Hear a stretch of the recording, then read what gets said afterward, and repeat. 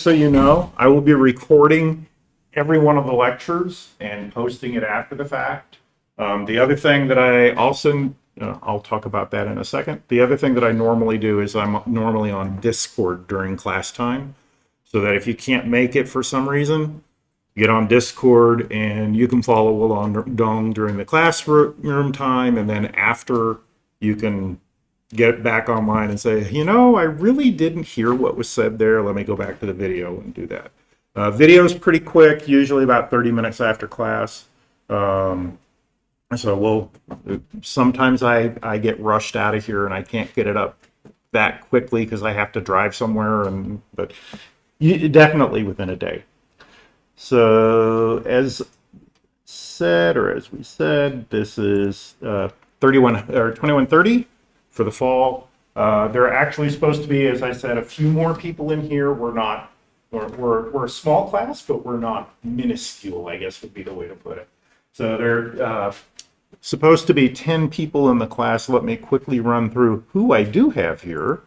I'm just going to call last names because I hopefully won't at least mangle those too badly.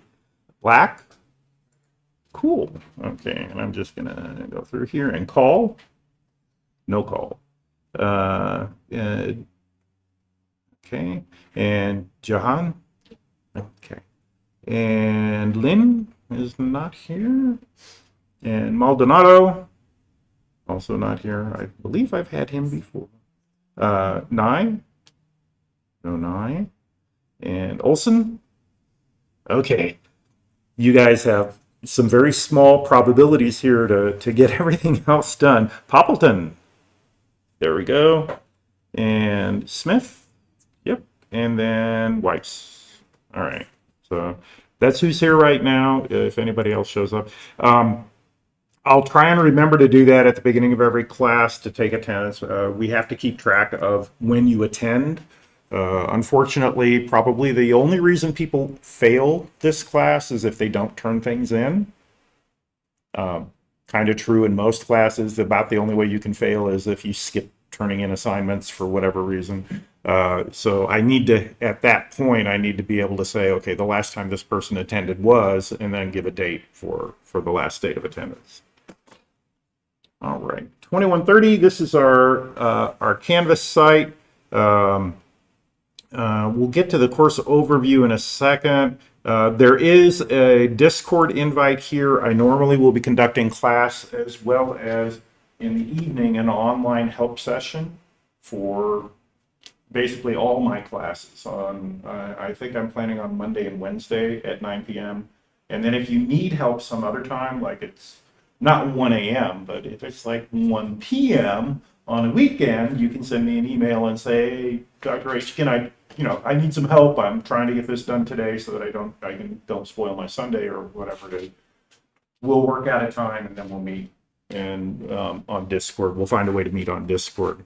You can share your screen. I can look at your code. We can decode it or we can troubleshoot together and that kind of stuff. So that's a goal. I shouldn't have closed that completely. Let me open that up again. And you are. Everybody else has told me their life history. Gosh, not dentistry. Okay. Yeah, you don't have to tell us your history. So we actually didn't get that far along. Yeah. Hopefully you weren't sitting in the 1400 class for very long. No. My guess is there's probably 1 or 2 people still there. But the Discord invite is there. When you get on Discord, I'm going to get on here very quickly, or as quickly as it allows. Takes a second. I spent 30 minutes this morning trying to get the camera and microphone in the classroom to work, and it didn't. So I'm not on camera right now, and I'm not on using the microphone in the room. But for me, computer session here. So I have not deleted those yet. I will delete these, the old stuff, so we can start fresh. When you first log in, just come up here to the computer land and say what classroom you're in. As you can see, I've got somebody in 3100 and somebody in 2810. I've got 4 different classes. If you take 2420, I might teach that. 2810, 3100. I've taught other classes as well. But if you come down here, normally when we have a lecture, oh, I've got somebody. Random sauce. I'm going to put you on the spot. Can you hear me?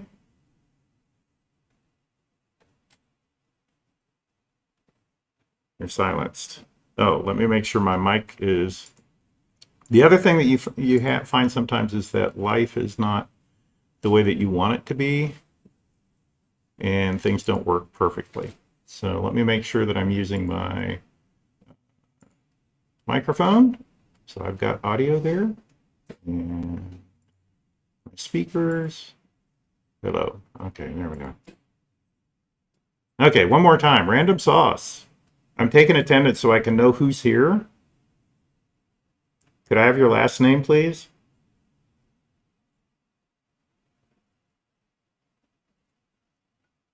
Okay. Evidently not going to happen. But what I'll do is I'll come in here and I'll actually share my screen. I've got my audio go. Well, no, let me test my audio. Okay, yes, I see there. My audio is not apparently working. Well, no, it's picking it up, so...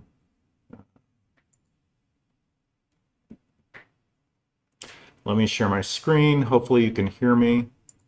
I'm not getting any audio out here. Go live. There we go. So normally this is how I'll be online. I'm not seeing my audio very well here, so I'll check one last time, and then we'll press on from here. Testing. Yeah, I'm online, and my gain's up a little bit, so I'll turn that down. All right, so we have that going. So Discord is where we're going to meet. For help sessions and any other time outside of classroom, just go to the help sessions here. You'll have privileges for that. During lecture, just to make sure that we're not having issues with other things going on. The only people who can actually speak or do anything else are people in this classroom. Other people can look at it because I don't always get people assigned to their role immediately. So I'm going to pull this off to the side, and we'll press on from there if I can. There we go. So the Discord invite, especially if you want any help, that'll be a good thing to do. So let's go ahead and go back to the home and course overview. There's a welcome video there. Basically, I talk about, it's kind of long. I'll probably make another one that's a little bit shorter. But cs2130 is a foundational course. It's actually a discrete math course. So if you've ever had a math course, which you probably have had one or two, you know the book is probably going to be kind of difficult, and there's going to be a lot of theory and other things like that. We're not going to we're not going to go very deeply into things like proofs, for example, are one of the things that are often done. We'll talk about proof methods, proof by contradiction, inductive proofs, those kinds of things. But in general, we're going to focus more on the practical applications of the information that we have. So that's kind of the goal here, is to understand the discrete math and how it applies within computer science. So if you click on Start Here, you can get to this place a couple of different ways. This is a little bit about me. You can read that. I wanted to develop a faster than light means of travel. Haven't done it yet, not in the right field. So for help, please let me know when you need any help. I'm going to hit on this a couple of times as we go through the syllabus as well. This class in particular, I have some assignments that are new to everybody. I will let you program in whatever you you feel most comfortable in. I'd recommend probably C++, but if you're most comfortable with Java, Python, or C is probably the other one that's most that I've seen in this class. I think I had one student turn in a Rust program one time, but in general, I would expect probably Java, Python, or C++. I'd recommend once again the C++ because you're going to have to become more comfortable with that as you go through the program. So that would be the only reason to do that. But go with what you feel comfortable with, and we'll press on with that. Let's see. So course syllabus. Let's go ahead and head there. So that's me. My office is on the other campus, the Davis campus, and I need to change my office hours here because I have not updated this, and these are not actually accurate, so I will do that a little bit later. The key thing here is getting in contact with me. As you can see over here, there's an inbox in Canvas. Don't use it to try and get in touch with me. I cleaned it out Saturday, and I had messages from 3 years ago. So I just don't check it. I mean, there will be a little number there, and it's like, oh, no, I've got something else I'm trying to do. So I usually, when I'm there, I don't look at the messages. Please just send me an email, and life will be good. I'll get back to you within a day. Sometimes within 30 minutes or less, sometimes a day or two. Give me a little bit of time depending on what's going on, and I'll get back to you. So from there, class information. I do have, for all my classes, I have a 1 hour rule. I joke that we like to beat you about the head and shoulders, but we don't like you to get bloody. So we have this idea that you're hitting your head against the wall on a problem. Well, I don't want you to hit your head so hard, meaning you're not getting any progress, that you're bloody. Bruised is okay, but bloody is not good. So after 1 hour, drop it. Send me an email, say, I'm just not getting this. Can you point me in the right direction? I'll get back to you and either point you in the right direction. We'll meet on Discord or whatever. Don't worry about the due date. If you get it in by the Friday of finals week, it'll be on time. So that's the idea. But usually you drop it for an hour, you go do something else, you come back to it, you look at it, you say, oh, I know what this is, or you know what the problem is. So, and if you can't get there, that's fine. Contact me and we'll get through it. And oh, my summer class, for some reason I thought the fall class for this was online as well, and it's not. So we will be meeting in this classroom, but I will be available. I'll have to rewrite this part as well. We'll be available on Discord as I am right now. So if you can't come in, if you're like my daughter and you don't feel like getting out of bed, you can just turn it on and lie down in bed and watch the screen and listen. Whatever it takes, you'll have access to what we do during the classroom. And if you're on at the same time, then you'll be able to ask questions and take care of and I'll be able to answer them as we're going on. The book. Unfortunately, the only book that the bookstore can get is a loose leaf one. It is a good reference book, but it's dense. Like 8 or 10 pages of it. After reading that, you're saying, what did I just read? So you go back and read it. It's a math book. It's a real math book, but it's got great examples. The problem sets in there are really good for trying to understand, for example, the first part we talk about is propositional logic. The problem sets are really good at doing that sort of thing. I believe this one's even a little cheaper than some of the other ones. You can rent it, an ebook, a hardcover for $155 is a little much. I don't know what the current bookstore price is on it. There may also be some used ones from other students, so just keep that in mind. Unfortunately, I'm the only professor that uses this particular book. Let's see. So we've got our description, we have our objectives. Basically, computers operate on math. Boolean algebra, well, actually, the hardware operates on Boolean algebra. We operate in binary math based on Boolean algebra. So, and that's one of the things we'll talk about in another assignment. But this course provides that foundation and allows us to look at what can we do with computers, how can we solve problems in the real world with them, and that's our goal. Is we want computers to be able to figure stuff out, and this is kind of the way that we do it. Some other things, for example, we talk about with the combinational analysis there, combinatorial analysis, a lot of the problems that we have are difficult problems, or we wouldn't have a computer working with them. And the question is, how fast do they become difficult? Like if I have two things, trying to sort them is pretty easy. You know, this one's bigger, okay, that one comes second. If I've got 1,000, it might be a little bit harder. If I've got 1,000,000 or 1,000,000,000 things that I'm trying to organize in some way, or that I'm trying to do something with, then the type of process or problem that I'm trying to solve will affect that. And combinatorial analysis is a counting technique that tells us how big does this thing get very quickly. For example, if I wanted to predict the weather in 5 hours, how much data do I need and how quickly does that become a problem? So we're looking at how we can build solutions to problems and keep them small enough and easy enough for us to get an answer in the amount of time that we really want it. We'll brush on that, and then when you take 2420, you'll go into that in a bit more detail.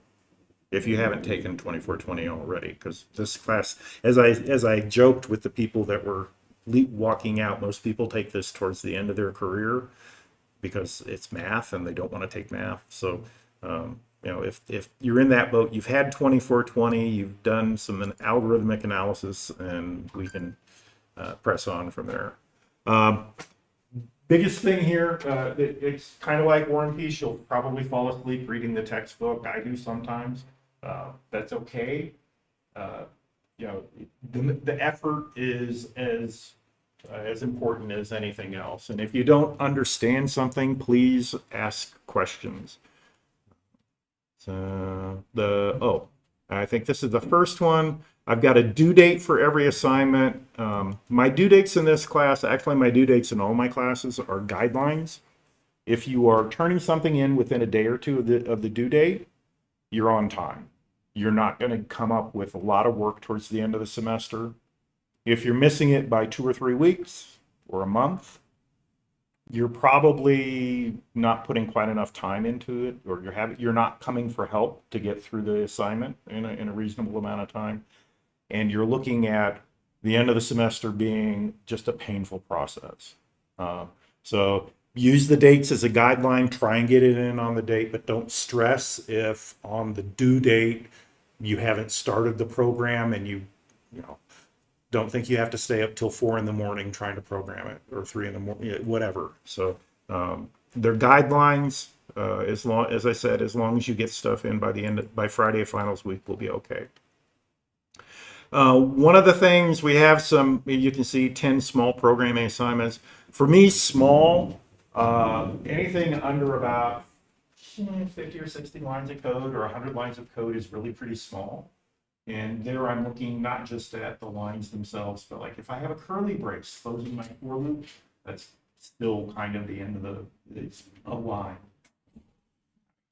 So most of them are going to be on the 100 to 125 range. I do have one later in the semester. We look at relations, and there's a lot of cut and paste because you're looping through matrices and performing different operations. That one's probably going to be about 200 to 300 lines. But it's, okay, I've got this loop. Let me copy it to the next one, make 3 changes to it. Now I've got that one done. And so that's kind of it's not as difficult conceptually, but it's different. The other thing, and I pointed out here as well, is the first 2 programming assignments are in a language that all of you are intimately familiar with called Prolog. Okay, nobody likes my joke. What's Prolog? Prolog is a logic programming language, and we're going to use it because we're talking about logic, propositional logic, predicate logic, and Boolean algebra. And Prolog is a beautiful language for dealing with those sorts of things. I would not want to use it to write almost anything else, but for those kinds of problems, it is magnificent. It also nudges you out of your comfort zone a little bit to start off the semester, helps you to learn something new, and you can leave here saying, "Yeah, I programmed in Prolog too." So, anyway, we'll talk about that with the first programming assignment. Once again, I increased the font size here. Maybe somebody will pay attention. 1 hour rule. I know personally that when I'm doing a program and I run into a problem, I will spend 8, 10, 12 hours trying to figure out what the heck is going on with my program. Why isn't it doing what I want? That's really common, especially with a new language, one that you haven't programmed in before. So with Prolog, you might run into some things like that. I promise you, if you put it down and come back, or put it down, contact me, and we look at it together, it won't take you 10 hours. It'll take maybe an hour, hour and a half at most. Most of these programming assignments you should be able to finish in under 45 minutes. So, but that means sitting down, think first, then do. What do I have to do to solve this problem? Then start writing the code. I always found it funny when I was at the Air Force Academy. Students would sit down, they'd start writing their program immediately, and when the compiler came up with a syntax error, their hand would go up and their finger would point to the screen, because we had a laboratory where the instructor was back in the back, and you had 25 students around, and all of them thought you were looking at them. So their hand goes up and they point at the screen, and that's when they start looking around to see who's going to help them with the compiler problem that they had. I always thought that was funny. Compared to in the old days when dinosaurs ruled the earth, yes, I'm almost that old.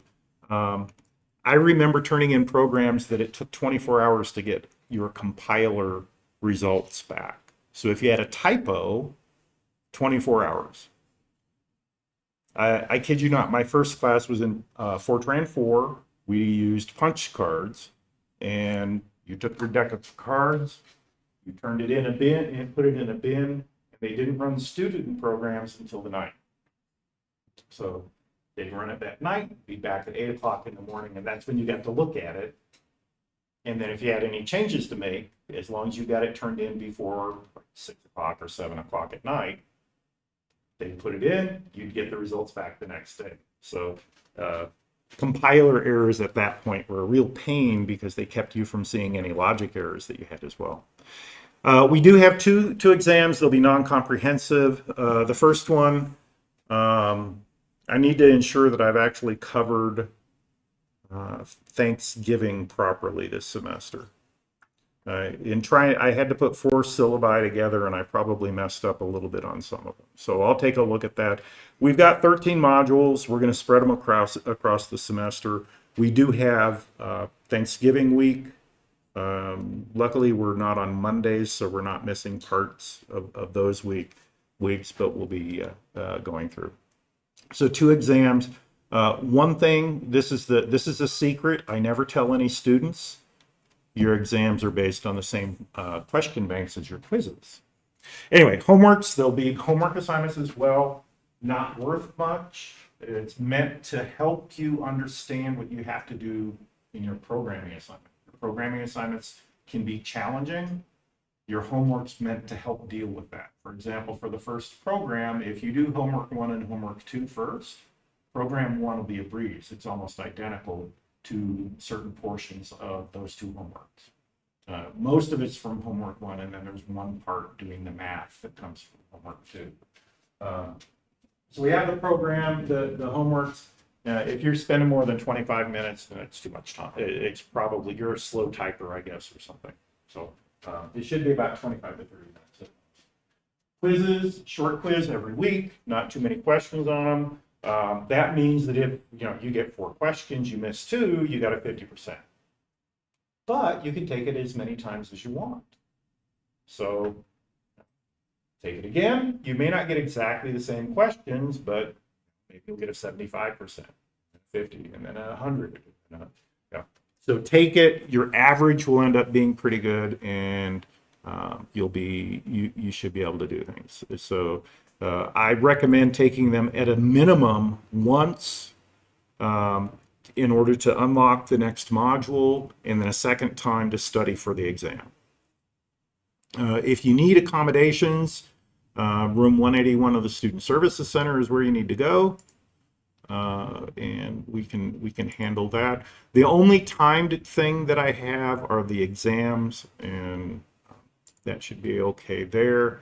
Our grading breakdown, programming assignments are the most weight here, 45%. The exams are 40, as you can see. The quizzes, you'll note 5% of your grade. So if you average 50% on the quizzes, you're going to get 2.5 out of it. You lose 2.5% of your total semester grade. But that can prepare you, if you take the quizzes like 20 times, prepare you for the exam and get a 100 on the exam. So that's the idea behind the quizzes, is to help you learn the material, learn what I'm asking for, learn how to do solve the different problems. So programs, exams, homeworks, and quizzes are the only things we have. And that's the grading rubric that I will most likely use. There are times when I'll look at grades and adjust if somebody's at if somebody's at 83.33, am I going to give them a B minus? Probably not. I'll probably round it up and say, okay, a B. But I also look at the exams and everything else that you take, and I try and see what's going on, and I will adjust. For example, during the summer, I adjusted exam scores, and that actually raised everybody's grade by about 2%. So I'm not going to grade any harder than what I've given you. It might be better. I don't know. It's going to depend on the class. Late policy. A lot of stuff here to say, well, if you turn it in by the Friday of finals week, I accept work through Friday of finals week. And also, you should have time to rework and resubmit any assignment for a higher score. So if you turn something in week 1 and week 12 of the semester, you say, I'd like to go back and redo that programming assignment. Turn it back in, I'll regrade it, you'll get whatever the higher grade is. So you turn in one middle of the semester, some of the ones in the middle of the semester are weighted more highly. And let's say you forget documentation, commenting. If you have no comments in your code, I promise you'll lose about 15% on every assignment. So hard to get a good grade if you don't do that. And I'm trying not to get too hard over on it. I've worked on programs where I worked on one development program at NORAD where we documented everything in code. Everything had comments, the data structures, and the algorithm you were going to use. And we had a block of code like that, or a block of comments like that for code that was like 3 lines. But that was the requirement that we had there. Here, I want your name on your file. I want a description, like 1 line. This program determines whether or not a number is prime, and then uses Euclid's algorithm to determine, GCD and LCM. Okay, that's fine. But you've got a description of what's going on, so when you come back and look at it, or if I'm looking at it, somebody else looks at it, they can say, okay, I've got a clue. Euclid, I heard of that guy somewhere. And then you can say GCD. Greatest common divisor. And then at that point, they can go through your code and say, okay, well, I know what they should be doing. And then you should have inline comments periodically that say, okay, this is, as opposed to a recursive way of doing Euclid's algorithm for greatest common divisor, you might have an iterative way. So you might say, the following is this is an iterative solution to the GCD problem. Okay. That's the only kind of comment that you need to have, is something that's saying kind of not just what you're doing, but how you're doing something. So the what I can kind of see in your code if you say, this function prints out an array. Okay, is there anything special about that? Yeah, end of a line, add a new end of a row, add a new line, or something like that. Your comments don't have to be huge, but you should comment your code, and it's done for you as much as for me. Actually, probably more for you. I can read your code without the comments, but you'll lose points if you don't have them there.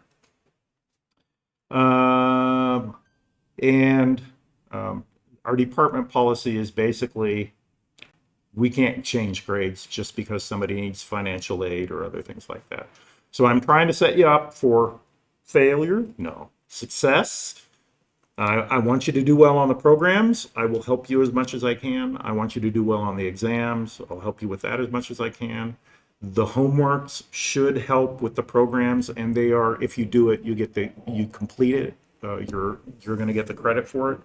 So I'm trying to set it up so that you can learn without having the sword of Damocles over your head, thinking that if you mess up on this one program, you're going to lose your scholarship. No, it's not going to be that bad. So we'll press on that way. And then there are other policies here, the campus policies and things. And we'll worry about those as they arise. But that's what's in there. So back to our home here. Welcome video, Discord. Okay, this week we are in propositions and Boolean algebra. Before we get into that, is there any question that you guys have for me?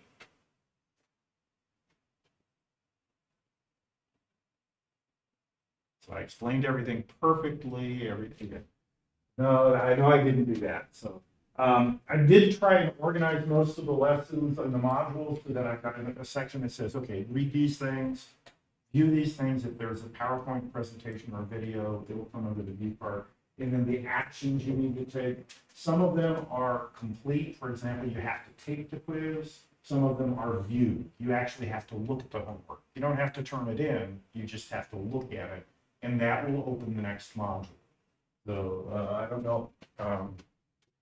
Yeah, at the top it says complete all items. And then down here, you have to do this. Well, I think if you click here, it should tell you what complete means. No, it doesn't.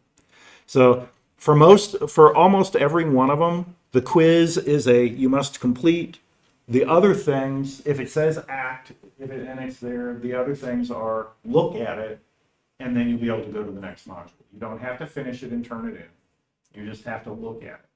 So we'll take a look at that in a minute. Where are we at here? We're at 10:05. I guess this is another administrative thing. We have an hour and 50 minutes roughly, and normally we would take a break about halfway through, or we can cut out early. I don't anticipate running if you guys don't mind, we can just go till 11:10. And if you have questions, I can stick around for that. And otherwise, you have time to go to lunch or go to your next class or whatever. Or do you want to take a break? Quiet class. There are only 10 of you. You can't be this shy. Yeah, I remember being in class too, where it's like, okay, I don't want to talk. Other people will hear me. They'll know that I'm asking a question about something, or that I'm answering a question when I was asked. Oh, heaven forbid. They might know I know something. So, okay. If I don't hear otherwise, if you need a break at any time, you don't need to ask me permission, like to go to the bathroom, go get a drink of water, or whatever. If you have to go somewhere, that's fine as well. Doctor's appointment or whatever else. Just try not to make a lot of noise. Everybody will notice you leave because there are only 10 of us in here if all of us are in the room. But, Well, I'll continue going on. I won't stop class if you need to go do something. So, oh, I need to replace. I've got all of the slides in here, but I tend to modify them a little bit as I'm going through the materials. So I will need to re-upload most of these. And so what's on here is okay and contains almost all the same stuff, but I've tweaked it a little bit. So let's go ahead and get rid of that. This is somewhere in California. I can't remember where. I collect background images because my goal is, so I have locations for a lot of them, but my goal is to be able to travel and go to most of the locations, like waterfalls in Thailand and Africa, and mountains in Italy and Germany and Rwanda and places like that. And it's like the pictures are beautiful. I'd love to go see that. Like Cape Town, South Africa. There are some beautiful photos of the Cape with the city in one side, and I mean, we live in a beautiful world, and I'd like to see a little bit more of it. But so you'll see my back if I've got the background up, you'll see it change about every minute, and I collect more every day. Well, not really. Probably 2 or 3 pictures, 2 pictures a week, maybe. So let's go ahead and get into module 1 now. Computational structures, you can read that as discrete math if you want. Either way, what we're talking about this week is actually propositions and Boolean algebra. So that's where we're headed for this week. Proposition is our first topic. It comes from logic. So our topic, first of all, is going to be, well, what is a proposition? It's not, well, if you've got some money, I've got some land in Florida. It might be a little wet, but that used to be the joke. The Everglades, you'd sell somebody a piece of Everglades. It's only got 2 feet of water on it. Good land to build on.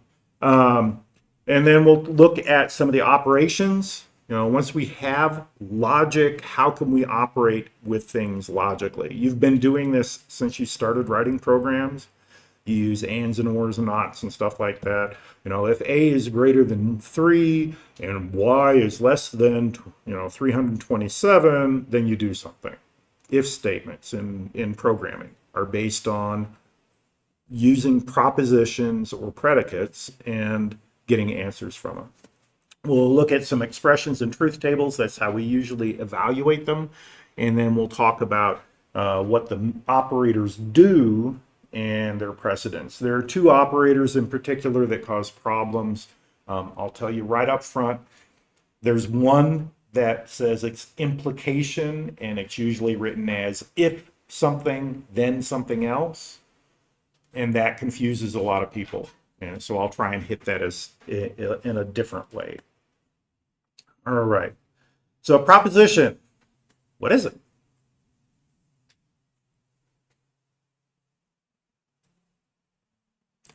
The walls in this room are purple.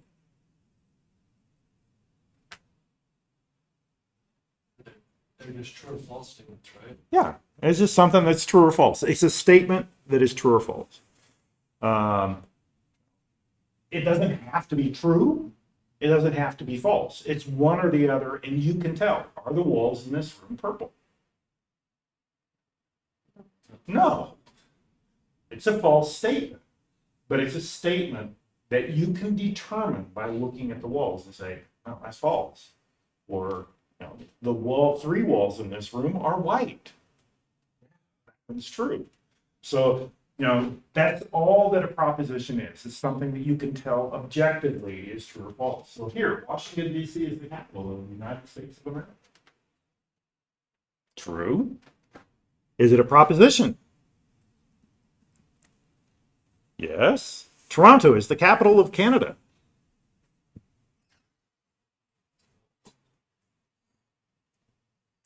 Yeah. Ottawa, Ontario. Toronto is a nice city, but Actually, I've been to the Capitol a couple of times, including with my kids a couple of years ago. 1 plus 1 is 2. 2 plus 2 is 3. Number 4 is actually true in Common Core math, right? It's not true in Common Core math, but they give you credit for it anyway. With our propositions, we don't give you credit. It's true or it's false. It's got to be either logically true or objectively true from what you can see, or mathematically it has to be true. So it doesn't matter what numeric base you're using. 2 plus 2 is 2 plus 2 ever 1?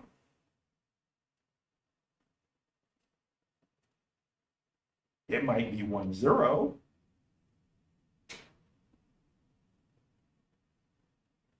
In base 4, it'd be 1, 0. It wouldn't be 1.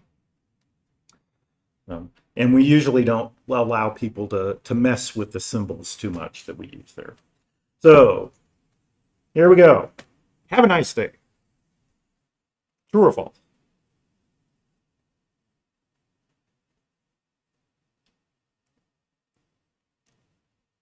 Let's say true or false. You either have a nice day or you don't have a nice day, right? Yeah, but we only know after the fact. If I make that statement right now, or actually it's not even a statement, it's a command. Have a nice day. Oh, no. Sorry, that commanding somebody to have a nice day, it's a wish for somebody to have, but it's not a statement per se. It's not saying this is a nice day. That would be a statement. But at the same point, what's nice? Nice is winning the lottery. Nice is being surrounded by all of your loved ones with no care in the world. But it's not something that it means different things to different people. So there's no real, not only is it not a statement per se, it's telling somebody to do something, it's talking about the future, it's not really something we can measure. So that's kind of the other key thing there. Is it hot in here?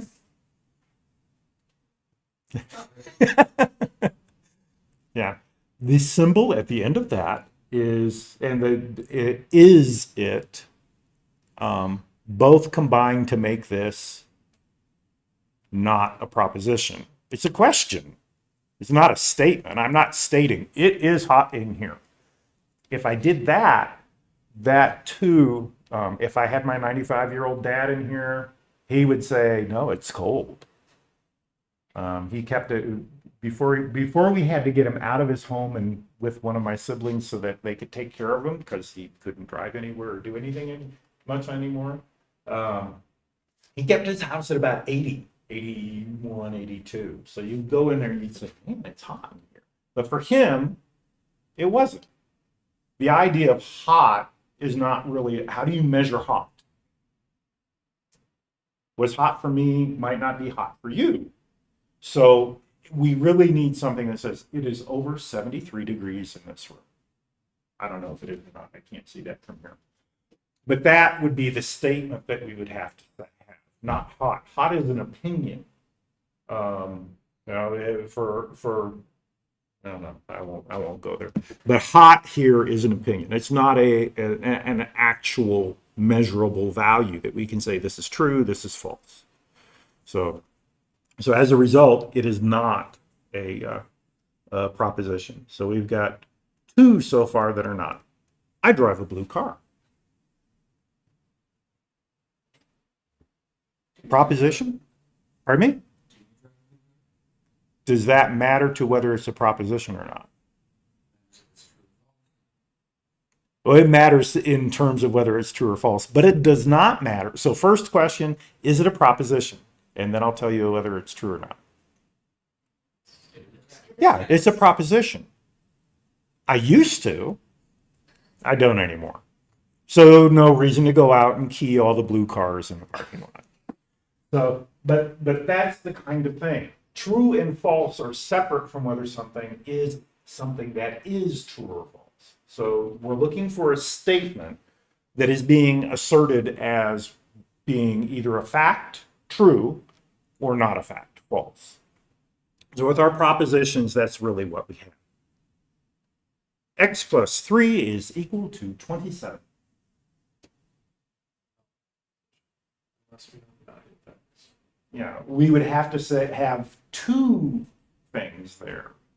X is equal to 24 and X plus 3 is equal to 27. And then we could say that's true. But that's really not a proposition at that point because we've got this silly little variable here. Anything that's got a variable in it, you're talking predicate, not proposition. It can still be true or false for given values, but by itself, we couldn't tell this on its own whether it's true or false. We don't know. So as a result, not a proposition. 6 times 2 is equal to 13.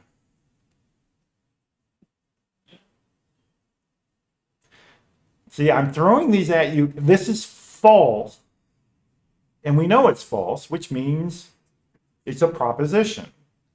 If we can tell it's true or it's false, then it's a proposition. If we can't tell, then it's not a proposition. And we don't need anything extra in here. Like with hot, we'd have to have, well, what is hot? You know, if you're in Antarctica, 32 degrees is hot. If you're here, 97, which, well, it's supposed to be 97, I guess, in Salt Lake. That's hot. But you'd have to have that number to be able to quantify it and be able to say yes or no, because we have terms that are not clearly defined within our language. Okay, so what isn't a proposition? Sometimes it's easier to say not what something is, but what something isn't. A command, have a nice day, clean up your room. Now, I say that to my kids. I've said that to my 12-year-old son very recently. Actually, what I told him was, this is not how your room is going to look. So, now that one, because it's in the future, it's really not a proposition, but it is going to be true. It can't be a question. Is it hot in here? Are you, what did I put here? Over 5 years old? Those kinds of things. They're questions. They're not something in and of themselves that could be true or false. They could have true or false answers, but the question or statement itself is not, or the question itself is not true or false. Opinion, hot, green cars are ugly, Utah's too high, too dry, whatever. All of those things are opinions. And as a result, they're not propositions. We can't say whether they're true or false. We just say, oh, that's your opinion. I've got a different one or something else. Any statement with a variable, x is greater than 3. If we don't know what x is, then we can't say it. I can say that 4 is greater than 3. 3.000000, or pardon me, 3.00001 is greater than 3. But I can't say what x is. And same thing, y less than a million. So we need something objectively true or false on its own, no quantification, no separate statement associated with it. Because if it's got something separate, then now we're putting or combining statements in some way. And so that's the kind of thing that we're going to be doing with our predicates later on. But right now, objectively true or false. So now that we have them, what can we do with them? Well, the first thing we have to worry about is how do we express a proposition?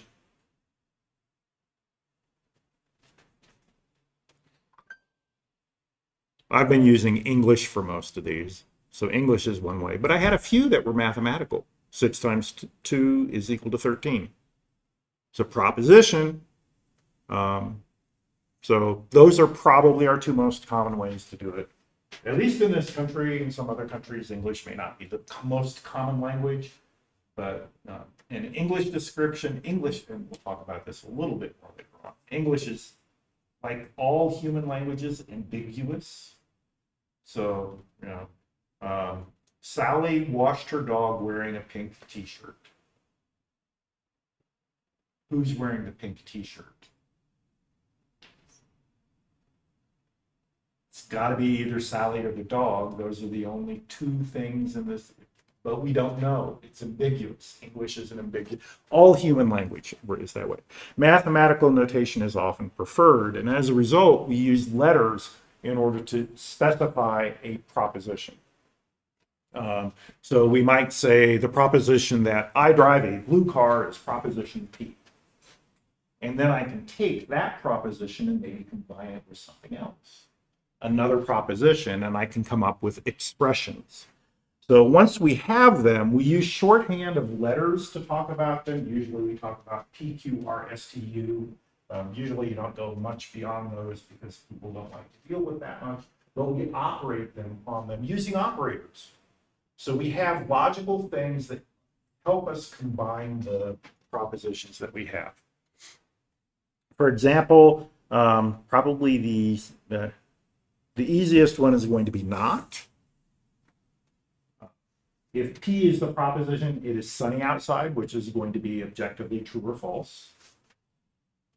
Yes, sunny.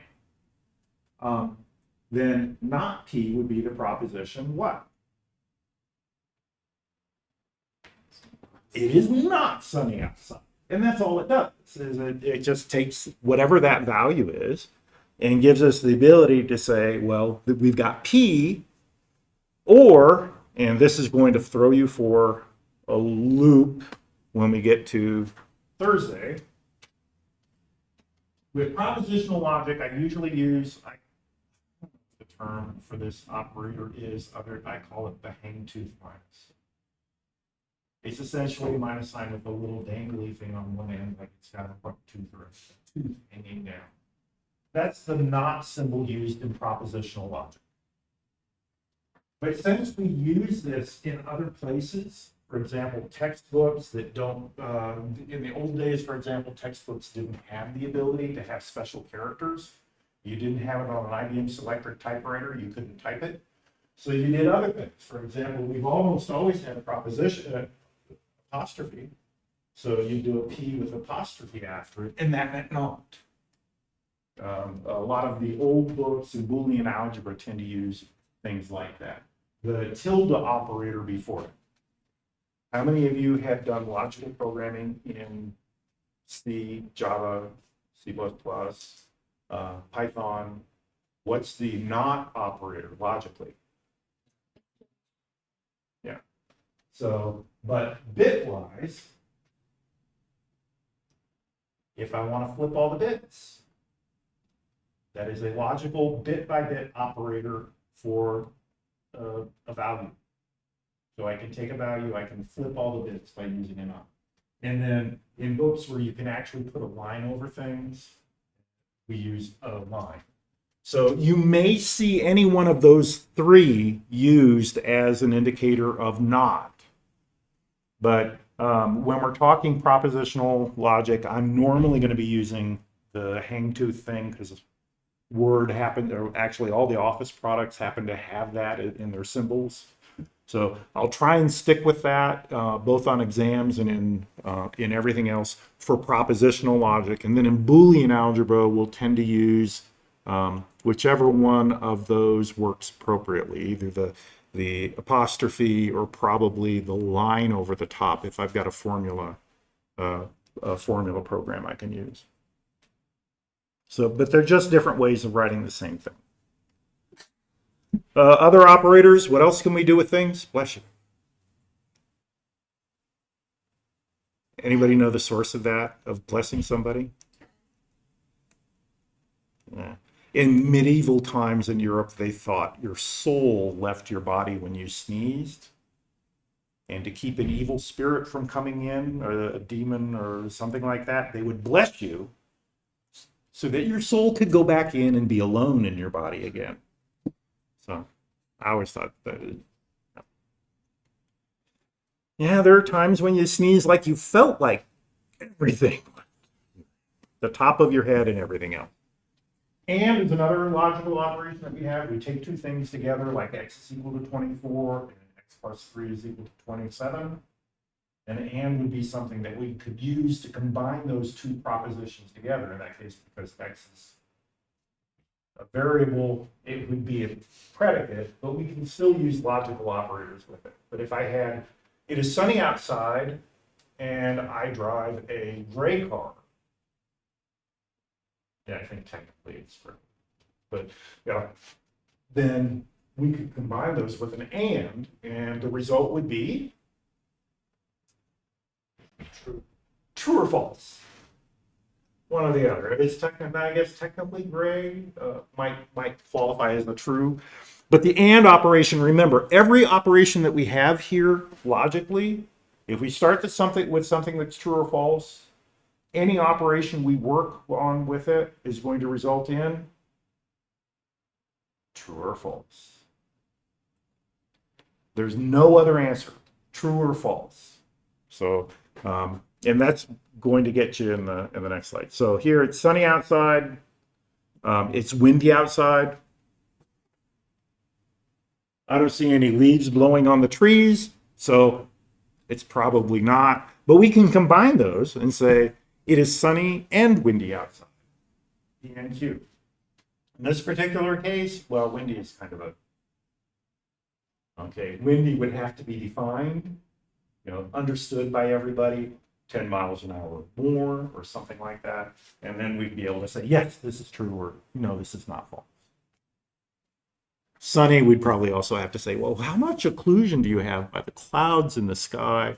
We usually don't get into quite that much detail, but ultimately, to really be able to say true or false, we'd have to have that defined. Everybody would have to agree that yes, there's not enough haze in the sky to call this anything other than sunny, and the wind is below a certain threshold, so it's not windy at that point. Another operator that we have is an OR. Here we have the upside down V. There's some other operations here. Oh, I forgot to say the alternative notation. Particularly in Boolean algebra, we treat the variables that we have as variables that you would treat in any algebra. If I have one variable and another one, and in algebra, what does that mean? Like x, y. You multiply them. And is our logical equivalent of a multiplicative operation. So there's a precedence to these operators as well. And since and is the multiplicative operator, it's higher precedence than or, which is more like an addition operator.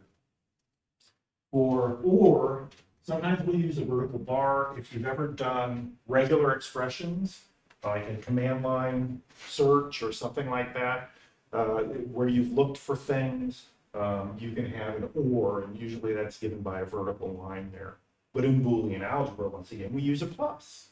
So if you're talking about trying to develop a circuit, you might use a plus for an or instead of a vertical line or a V-like symbol. We might also have our sunny or windy outside, and we could do something like that. One of these is true. It is sunny and windy would be false. It is sunny or windy is true. Unless the leaves have started blowing on the trees. Nope, they're still not moving. Another one that's common is an XOR function, and when we get to logic gates, you'll also have things like not operations on and, so you'd have a NAND. Has anybody in here had 2810 yet? No. 2810 is the architecture course, and we usually take people down to the actual gate level. So we define how transistors work and put transistors together to say this is an AND gate, an OR gate, a NOT gate. And then we have a NAND gate. So an AND gate where the output is inverted. And then a NOR gate would be the output is inverted again. And the OR gate with a not OR, not AND kind of thing. And XOR is exclusive, so it's a little different. And it just means that one is true or the other is true, but not both. So exclusively one, not both inputs to the operator. We usually look at these with truth tables. So I will write these a little backwards from the text. The text actually starts with the T's at the top. Because I always equate false with 0, I tend to put the falses first, and then I use binary numbering. 0, 0, 0, 1, 1, 0, 1, 1. So that gets me 0 through 3. One thing for those of you who are programming in Python or C++, numeric values can be treated as true or false. So anything non-zero is true, anything 0 is false. So that's one of those shortcut things that after you've programmed for a while, you say, oh, this is cool. But we'll actually have a couple of things like program 3, we're working with bits. And in Java, you've got to have an if statement, if x is equal to 1 and y, and then do something. And in C++, all you have to do is just say, x. It's a lot simpler because you don't have to check to see if the result is greater than 0. You just and something together, and then you can do the operation. Because integers are Booleans as well. So with our not p, what would I have here? Well, if I have a false, if p is false, then not p would be true. So I've got false, false, so I'll have true, true, and then true, true, so I'll have false. When we fill these out, normally we will fill them out one column at a time, and then as we combine terms, we just keep adding columns so that we can wind up with a result at the end. Let's see, and simply means that the only time it's true is when both of the inputs are true. Or would mean it's true when one or the other. Yeah. I'm not trying to make this difficult, honestly. And then exclusive or, here I threw a loop. I've got a not p exclusive or with. So what you have to do is look at these two columns as opposed to these two columns as the input. When you have a complicated circuit or logic table that you're trying to look at, the easiest way to do it, and you'll have this on a quiz, which means you'll also have it on a test. Oh, please note, if it seems like you can't get your mouse over to click in one of the squares, you can tab to it. So I've had that problem. Canvas doesn't allow me to specify the clickable area, but you can tab from one spot to another. So if it looks like you can't answer something on a quiz or an exam, try tabbing to get to it. I've got a truth table where that happens. So just a heads up on that. So here we're using not P and Q as our input. Exclusive OR means one is true, the other one is not. And neither one of them is, that they don't have the same value. So I've got true and false. That means I'll have a true. I've got false and false. Oh, sorry. That means I'll have a false. That's not the right value because it's not. And then true and true, false. So I'll have true, false, false, true is what I'm thinking I'm going to have here. And I do that just using the previously calculated columns. So now I could take that term and combine it with something else, because these are really, really short propositional statement, logic statements. We can make them as long as we want with however many things we have in there. Now for the ones that will drive you up the wall, conditional statements. We also call them implication. X implies Y. Or if P, then Q. I really hate the fact that they use this language because people think that's what you're doing. If P, then Q, well, that means that we do Q. Well, no. This is another operator. What do we have that's true about operators? They have, it's with a truth, it's with a table. Operators in logic have truth tables. So it doesn't matter what the words are. Ignore the words. This is an arrow. Arrow is an operator. I'm going to have a truth table that will tell me if the first part is true, what do I do with the second part? And the second part is false. What's the result? First part is false. Second part is true. What's the result? So don't try and think of it as if then else. Just think of it as an arrow. It's a truth table problem. And use the truth table value. So we write it with the arrow. If you don't have the special arrow character, you might see it as a minus sign and a greater than symbol, which is what we use for pointers in C++. Java doesn't have pointers. And then we've got our truth table. So you might say, well, if P then Q, what does that mean if P is not true? By definition, it means if P is false, we don't care. We're going to have a true result. This is the foundation. Have you ever heard the expression, if 0 is equal to 1, you can prove anything? If you start with a false premise, you can prove anything. Have you heard that? Maybe I just traveled in the wrong circles.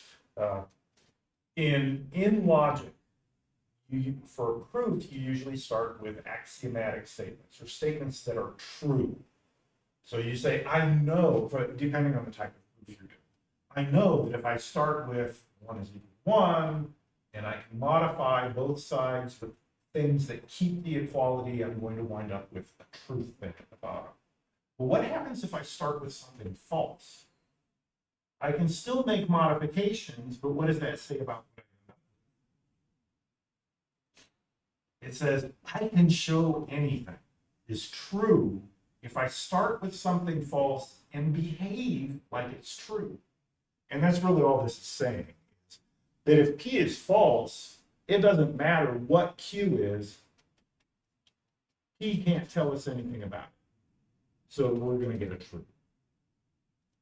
This is why the if-then is a real problem for people. Because the truth table doesn't make sense if I say, well, if P then Q, what if P is false? Because I don't have an else. So by default, we just say, okay, that's true. The only time that it's false is when P is true and Q is not true. Q is false. I get a false. Otherwise, it's true. So don't let this one trip you up. It's got a truth table. Use the truth table in problem, and you'll never get it wrong. Use the if P then Q. Okay, well, what if P is false? Try and use English for this one, and you'll be going places you shouldn't be going. So the truth table here is very important. It is just another operator, like or, like and, like whatever, like XOR. It tells you how to combine two things to get a true or false value. So use the truth table, and you'll never get it wrong. And one of the reasons why it's such a problem is that we've got about 50 different ways to say this. The old song, 50 ways to leave your lover. Well, there are 50 ways to say this in English. And here we go. If P, then Q. If P, Q. P is sufficient for Q. Q if P. Q when P. A necessary condition for P is Q. Yeah, you get the idea. It's like, man, where did they come up with all this stuff? Logically, these are the statements that equate to that arrow, if you're trying to say it in English. Well, I'm not an English major.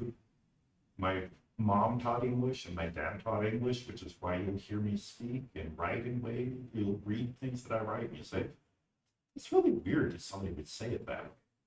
They distorted my use of English, but not enough for me to agree that all of these make a lot of sense.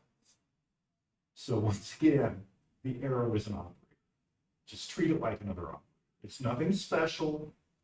You can Q and P, okay, that's fine. You can think of it that way, or Q provided that P, or Q follows from P, Q is necessary for P. Yeah. Whatever one you like, go for it. I believe I've got one question maybe that you might see on a quiz or an exam. You won't, I don't think you'll see all the questions unless you take the quizzes like 20 or 30 times. But, you know, I've got one that kind of looks at this sort of thing. But you can look them up.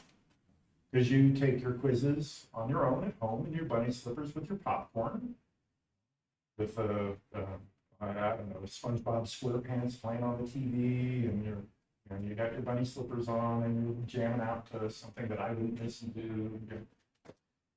My daughter's rap music. So, rap and music, oxymoron. Rap, speak, music, melodic. No, that's not the same thing. So anyway, but once again, it's an operator. Don't get wrapped around the axle on it. So if you see this on an exam, it's in the book. Every one of these is listed in the book. You can find it. It's on the slides. If you want to go onto Canvas and pull up the slides to take the exam, fine. You want to print them out, you're welcome to do that. That's the other thing. I don't have your exams proctored. I do request that you not share the information with other people, because what can happen over time is you might get less than an A in this course, and by sharing the information with other people, they might get better than an A in this course. So it's not fair to you if you share information with other people. And I periodically rewrite them, but not really frequently. So these are three special formulas that we use: the converse, contrapositive, and inverse. And we relate them to our implication. Now, not the Q and P are related to the idea of Q implies, or Q or P implies Q. So we're going to start, we fill this out the same way. So what we do is we put all the not P's, all the not Q's, and then we combine them. We look at over here, and if P is false, it's true, so true, true. If true, false, I have a false, and then true, true, I'll have another true. And that's how we determine all of these. And what we find, yeah, I do actually have values in all of these. What we find is something amazing here. Let me go ahead and fill them all out. So I did all the heavy lifting here. But if you look at Q implies P, true, false, and not Q, not P, or not P, not Q, true, false, those two are the same. So we say, this one, oh, come on. Oh, I didn't calibrate my pen. That one, and come on. Next time I'll remember to calibrate my pen. Every time I move to a different classroom, it does weird stuff like this. Come on. You can do it. You can do it, pen. I'm trying to, you can probably see my little red circle there. Trying to write. Okay, that's not going to do it.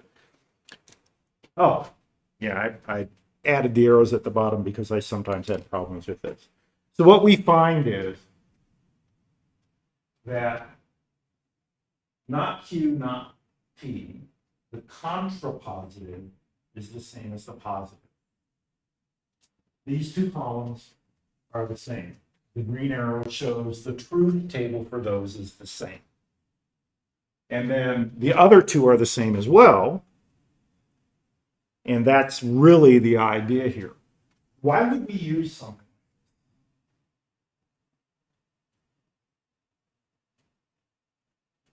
To mess with students. Gosh, you guys. No, actually, what we do is these sometimes form the foundation for proofs. And if you reach a step where you say, I don't know how to show P implies Q, can you show not P, not Q implies not P? If you can do that, you can replace it because they have the same truth value. So that's the reason to have these sorts of things, is that sometimes an expression might be difficult to show in one way with P implies Q, and not quite so different to show not Q implies not P. But because they have the same truth table, that means that they are logically the same thing. So in a proof, in an environment where you're trying to prove things, these prove useful. There are also some formulas that we will look at, I think, next time, where we have associativity, commutative law, associative law, identity laws, all those kinds of things. Those are all things that we do to replace one thing with its equivalent thing. And we use that in logic. We also use that in Boolean algebra to simplify circuitry. So if I can find, 2 gates that do the same thing as 5, I'll put 2 gates in. Any idea why we might do that? I know you haven't had 2810, but what would 2810 have to do with that? How many of you like fast computers? No, I like mine really slow. I remember the days where you used to be able to turn your computer on, walk down the hall, chat with somebody for a while, get a cup of coffee, go to the bathroom, chat with somebody else, come back to your computer, and it would be almost on. Those were the days. No, everybody likes it fast. That's one of the reasons why we look at all this. So if I can take a complex logical expression in Boolean algebra and make it simple with replacement, I'll do that as well. And some of those rules, the De Morgan's law, the identity laws, the idempotent laws, all of those are things that show equivalences.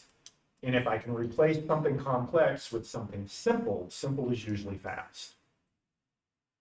So we do that with circuitry. If I can replace a 25 level gate thing where I've got an electrical signal that has to go through 25 gates, and I can replace that with 3, it's probably just sped up the time of my circuit by a factor of 8.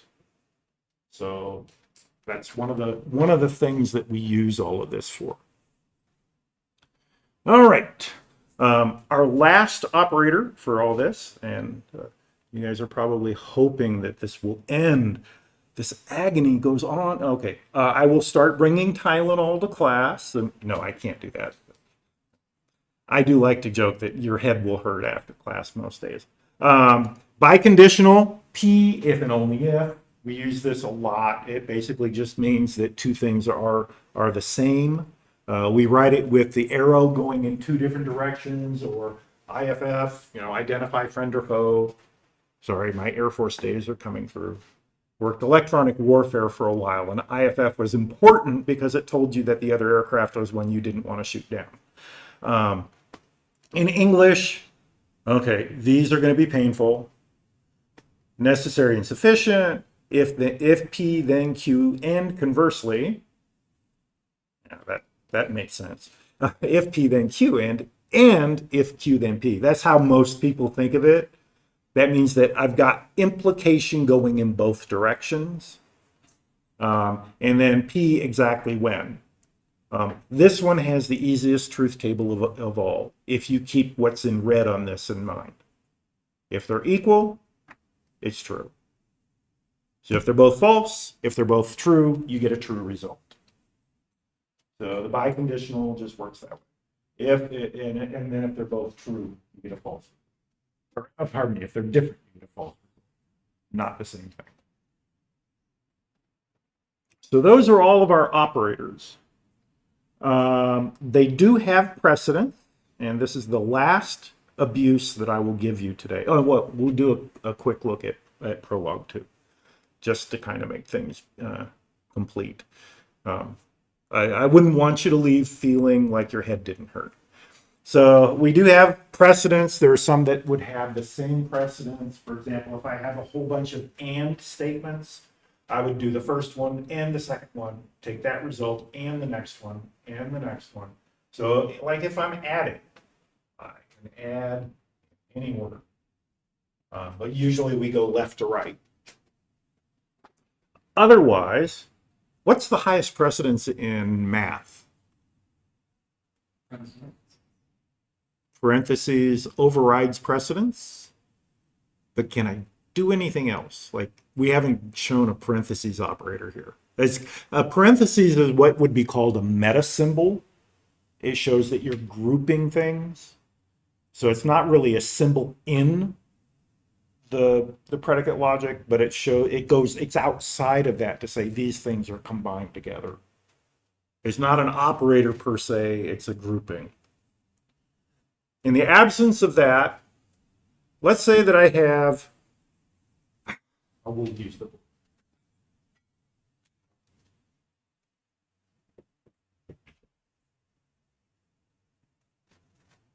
something like that. What do I do first?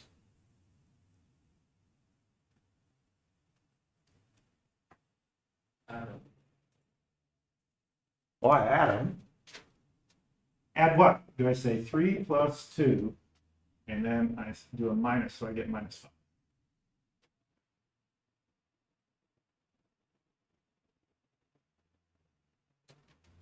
Do I say 3 plus minus? Just get rid of the minus, or get rid of the plus, and replace it with minus. Yeah. So in essence, really what we're saying is this guy has the highest precedence. And when you write if you ever take the compiler course as a grad student, we haven't offered it as an undergrad for, I think I was the last one to teach it, and that was my second year here. So yeah, it's about 4 years ago. But a unary operator is typically the highest precedence that you have. If I have a not before something, the not is the last thing it's the highest precedence. I do it to everything, or I do it to the thing immediately before I do anything else. So highest precedence is our unary operator, and the unary operator we have is the not. So our not is the highest precedence. After I do not, then my multiplicative operator, I don't have division like I do on the algebraic expression there, but I do have multiplication. So and is our next operator. It's a multiplicative equivalent. So it's like multiplying. You always multiply first before you do the or. So in the absence of parentheses to override that, if I have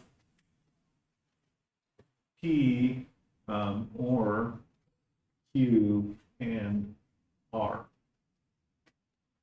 I'm going to do, I will do this part first, and then this, the or.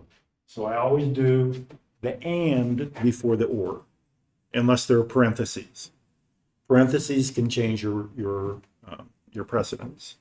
And then I've got my or operators, upside down V or the XOR. Both of them are addition type operations like addition and subtraction. So I would do those next in the absence of parentheses. And then finally, I've got two others. Conditional comes before the biconditional. So if you see an expression without any parentheses at all, that's the precedence of operation that you would be using to determine, is this true or is this false?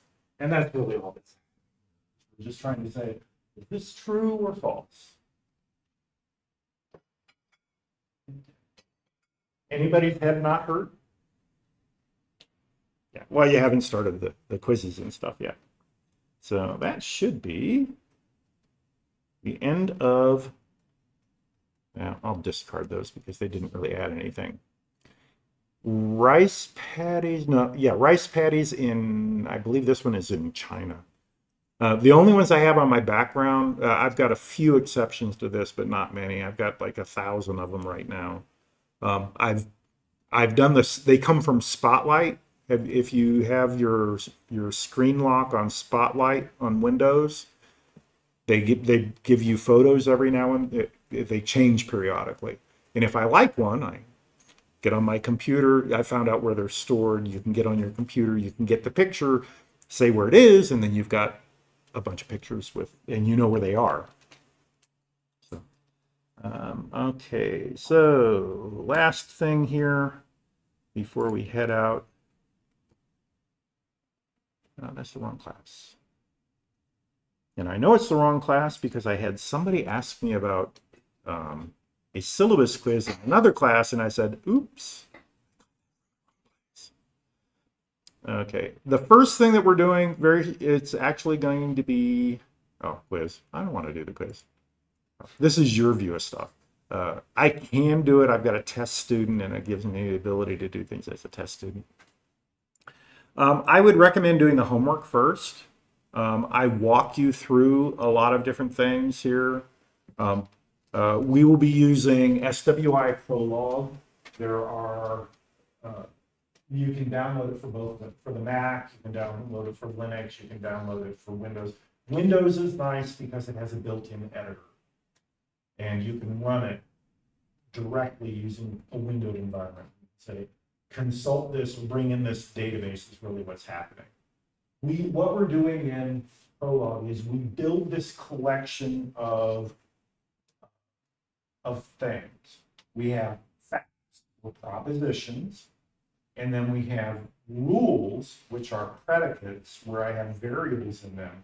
And I say, how can I combine these facts to determine whether something, a combination of them is true or false? And that's really all that we're going to be doing. We're going to do it for two different things. The first one we're going to do is we're going to figure out how can I get from airport A to airport Z, what routes can I do? Like if I want to get from Salt Lake City to, let's see, Minot, North Dakota. There's no flight directly from Salt Lake City to Minot, North Dakota. At least that's my guess. So I'd have to fly from Salt Lake to, say, Dallas, and then from Dallas to Kansas City, and then from Kansas City to North Dakota. North Dakota? No, that's South Dakota. Whatever the capital of North Dakota is. It's been a long time since I did that.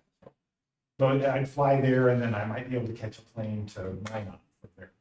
So we have to have a route.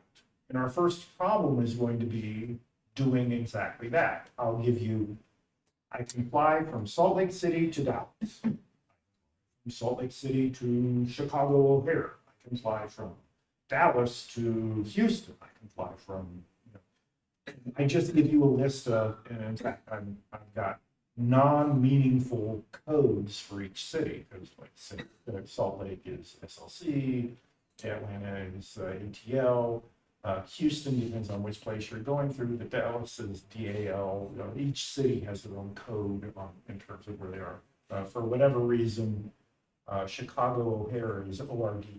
So those are the kinds of things that I use, and I say, okay, there's a flight from this city to this city, this city to this city, and I've just got a list of flights. And what you'll do is you'll put those in as facts, and then we'll say, if I can fly from here to here, I've got a route. If I can fly from here to some city, and I've got a route from that city to another city, I will have a route from that first city to the end city. So we'll put those two rules in, and then we'll say, how do I get from one place to another? How many stops am I going to get? If I want to go to, let's see, I've got relatives in the Philippines through my ex-wife and my kids. If I want to go to Manila, what flights do I have to take? So I could look that up, and I say, okay, I can take 2 stops and go from here to one place and then go to Manila. Or I could take 4 stops, like here to London to Delhi, New Delhi, or Delhi, and then New Delhi, and then go to Manila. Anyway, that's the idea behind the problem that we're solving. You'll be surprised, it's actually like 3 lines for the rule, and then you've got, I think, if I remember right, it's 8 facts. So you've got you've got 12 lines of prologue, and it will solve that problem. I said, I want to go from here to here, how many stops do I have? And it will list. But the way that we look at that is with our homework here, and I walk you through some of the of working with Prolog for Windows, I've basically put this together on a Windows system, which is the simplest way to do it. Any editor will work. So if you've got a Mac or if you have Linux, you can use any editor to do it. It's just that you're going to have to run it on the command line. And I've got some, if I remember right, some links in here to do that. Once you create the file, you can edit it from inside here. This is inside this window up here. If you go up to File, you can choose Edit, and then you can open that. So down here, once you create the file, you can do that, or you can create it from inside there. Okay, so this talks about building our database of facts and the rules that combine them. And then we look at what a fact is. It's a characteristic. You know, feline, lion. Let's see, deciduous, elm. You know, it's a fact, a characteristic of, and then the noun that we're characterizing. So a lion is a feline, and we're saying that. So feline would be the characteristic, and lion would be the noun. And then I can have a relationship. Eats. Lion eats gazelle. So I'd have eats, parentheses, lion, comma, gazelle. Or I could also have eats gazelle, comma, lion. We just have to understand eats is the relationship between them. It doesn't necessarily determine that the lion eats the gazelle or the gazelle eats the lion. The name that you choose will be the thing that kind of determines that. And we'll see that as we get further down here. What we're doing in this homework is we're doing a family tree. There are problems very, very similar to this online. You can do a search and find stuff like that. So we go through, we list all the females, all the males. Here's an example of what it looks like within the editor on Windows. This is the tree that we're building. We're saying Beth is Bill's parent, Ann is Ted's parent, and Liz's parent, and Jill's parent. Bill is Liz and Jill's parent, Matt, etc. So what we're doing is we're building a family tree. And we're doing that by saying this is a relation, and these are the two people we're relating. And you'll note I have parent of, because to me, that means the first person is the parent of the second person. So choose your name and stay consistent within your code, and everything will be good. Because there's nothing, all that Prolog does is it does string matching. So if you've got the name of your characteristic or your relationship, it just says, oh, parent of. Okay, there we go. And it looks to see what's been defined in parent of. So down here, I've got the parental relationships, and that should be accurate. I don't think I made any mistakes there. As you're doing this, it will show you if you've edited something and haven't saved it. And then you can run it and by asking queries, and this is your homework once again, is just to go through, you're finding out how Prolog works. And a couple things to note here. These all begin with lowercase letters. Lowercase letters are not variables. Anything that begins with a capital letter in Prolog is a variable. So it'll match anything and then try and determine, is this true? The other thing is everything begins or ends with a period. That's the end of the statement.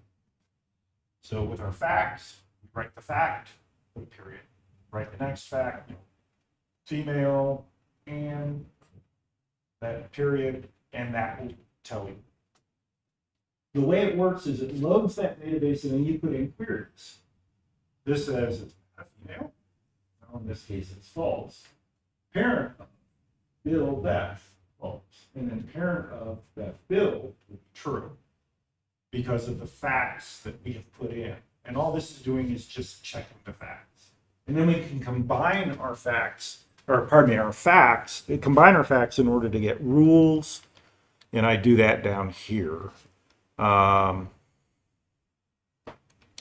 So if at any point here I can put a variable in for my query, Capital P, it means it's a variable. It'll look for anything that can make it true.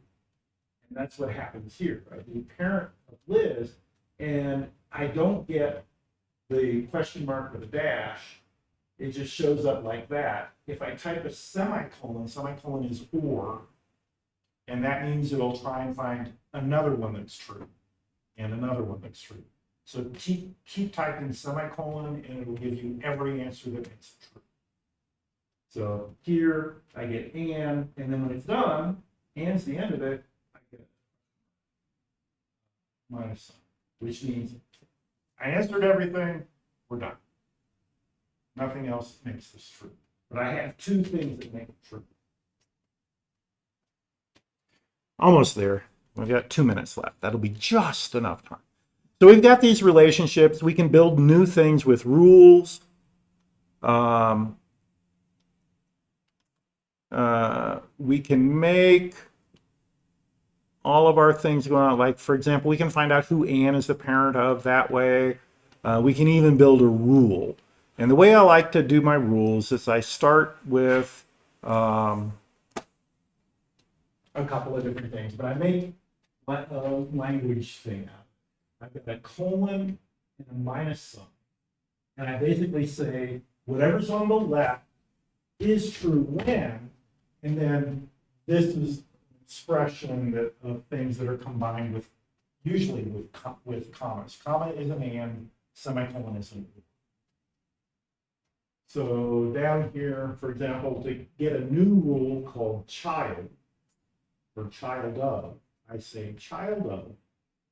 I've got a variable here because I'm defining now how to take something else and make a new true false thing. That's what a rule is. It says child of child parent is true when, that's what the colon minus is, parent of child. And because parent and child here are variables because they begin with a capital letter, what Prolog will do is try every possible value and return the ones that are true. And if there are none that are true, it will just return a false. So here is that rule typed out, and then some examples of it. So I've got some other ones, for example, siblings. Two people are siblings if they share a parent. You'll get something weird here because, for example, if they share two parents, then they're siblings of each other twice. But we know that that's true. We can actually, there are some language ways to, it's called pruning or not going down particular branches. But here we can find out is Ted Liz's, are Ted and Liz siblings? They are. Ted and who is a sibling of Ted, and it'll list Jill, Liz, and Ted. Why does it list Ted? Because Ted shares a parent with Ted. That's a true statement. Ted shares a parent with Ted. So that's why it's true. And we can get rid of that by adding something like this. The names are not the same. Backslash not equal, or not equal is the same as they're not equal. And what that'll do then is get rid of Ted. That is pretty much all of the first homework other than sister of, and that just means that now I add female as a condition for siblings. So I can combine, once I have the rule sibling, I can use that and say if two people are siblings and cis is female, then cis is a sister of her sibling. And so we can do that sort of thing. And that's the end of the first homework. Like I said, this will form the foundation for what we do with the actual programming assignment, where we have the cities, and we'll talk more about that next.